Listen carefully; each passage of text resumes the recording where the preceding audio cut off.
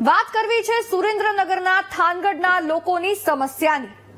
સમસ્યા છે એક બ્રિજ, જેનું કામ 7 વર્ષે પણ પૂર્ણ નથી થયું અને લોકો ભોગવી રહ્યા છે મુશ્કેલી.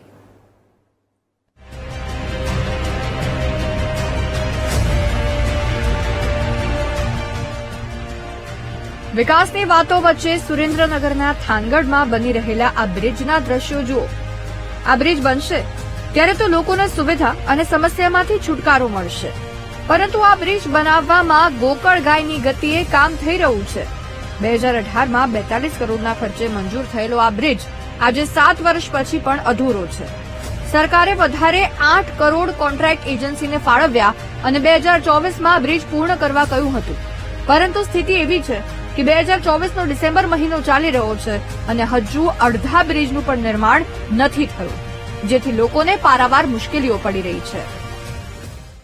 હું 8 વર્ષથી આ જે પરિસ્થિતિમાં ભોગવી રહ્યો છું ને એ મને ખબર છે, કેમ કે જે આના ભાગ પાડવામાં આવ્યા ને થાનના, તો કેવી રીતના ભાગ પાડવા, કેમ કે પુલ બનાવવામાં આવ્યો છે. એ જે પુલ બનાવ્યો ને એમાં 2 ભાગ પડી ગયા છે. તો અત્યારે એ જે અમારી ફાટક ચાલુ હતી ને ફાટક તો બંધ થઈ ગઈ છે. તો ઓલી ફાટકે મેં આવી છે તેમાં કલાક અમારે કાઢવી પડે છે. હું જોગ બાજુ રહું છું, તો એ જો મારે હોસ્પિટલનું કામ હોય કે બજારનું કાંઈ કામ હોય તો એ અમારે 1 કલાક કાયદેસર કાઢવાની છે. અને જે આ સરકારે એવું કામ કર્યું છે કે ભાગ પાડી અને સામું જોતી નથી. 8 વર્ષ થઈ ગયા. મહત્વનું છે કે થાનગઢની વચ્ચોવચ્ચથી રેલવે લાઇન પસાર થાય છે, જેના કારણે વારંવાર ફાટક બંધ થવાથી ટ્રાફિક જામ સર્જાય છે. આ સમસ્યાના નિવારણ માટે જ રાજ્ય સરકારે અહીંયા ઓવરબ્રિજ બનાવવાનું નક્કી કર્યું હતું, પરંતુ સ્થિતિ એવી છે કે 7 વર્ષથી બ્રિજનું કામ ગોકળ ગાયની ગતિએ થઈ રહ્યું છે અને જેટલો ભાગ તૈયાર થયો છે તેમાં પણ તિરાડો પડવા લાગી છે, જેથી બ્રિજની ગુણવત્તા સામે પણ સવાલો ઉઠ્યા છે.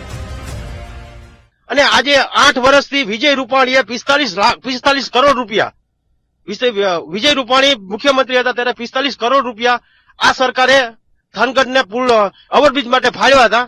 ઈ 45 કરોડ વાપરતા બીજા 8 કરોડ રૂપિયા પણ ફાળવેલ છે આ સરકારે આ થાનગઢની પ્રજા જનતા માટે.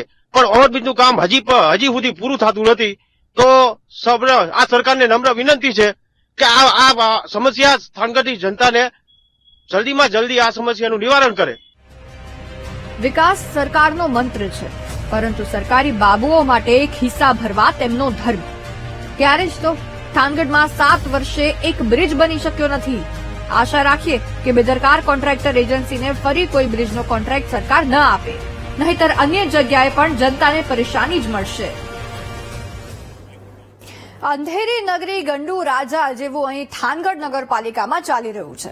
પહેલા ભાજપનું શાસન હતું, હવે વહીવટદારના હાથમાં સત્તા છે અને વહીવટદારના વહીવટો વચ્ચે જનતા પીસાઈ રહી છે.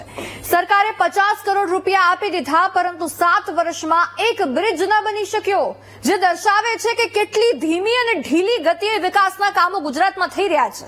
ત્યારે આશા રાખી કે વિકાસશીલ સરકાર આ ધીમી ગતિના વિકાસને વેગ આપે, નહીતર લોકોનો તેમના પરથી વિશ્વાસ ઉઠી જશે. પછી ચૂંટણીમાં મત નહીં મળે, એટલે ધ્યાન આપવું પડશે.